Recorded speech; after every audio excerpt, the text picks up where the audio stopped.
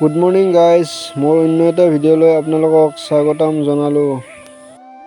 আপোনালোকে স্কিপ নকৰাকৈ ভিডিঅ'টো চাব বুলি আশা কৰিলোঁ। এই গাইজ, এটা কথা জানে না, আপোনালোকে বটলত যে আদাল নদীৰ পাৰতে আহঁত গছ আছে, সেইটো গম পাই না?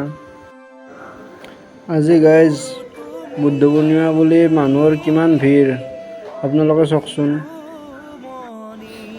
প্ৰত্যেক বছৰে ইয়াতে বুদ্ধ পূৰ্ণিমাৰ দিনাখন দূৰ দূৰণিৰ পৰাই ভক্তবিলাক আহে।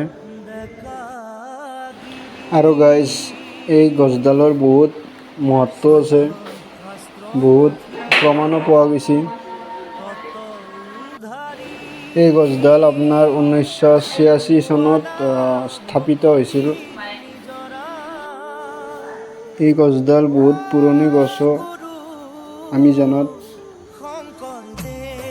আৰু এই গছডাল যিমান দূৰৰ পৰা সৌন্দৰ্য দেখা যায়, ওচৰৰ পৰাও বহুত সৌন্দৰ্য হয়। আপোনালোকে আহিব, দেখা পাব। আহকচোন গাইজ, ইপিনে চাওক,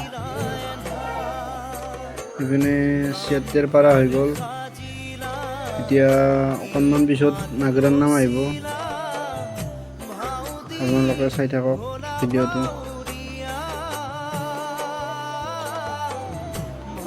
অলপ পিছত নামপাৰ্টি ধৰা এই গড়েশ্বৰৰ আছিলে। প্ৰত্যেক বছৰতে নামপাৰ্টি ধৰা কোনোবা নহয় কোনোবা দান দিয়ে।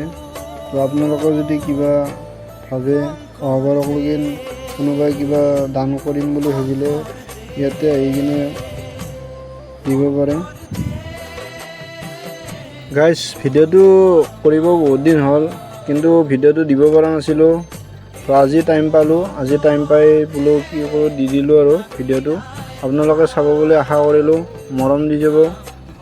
তো এনেকৈ ধন্যবাদ আপোনালোকে ভিডিঅ'টো চোৱাৰ বাবে।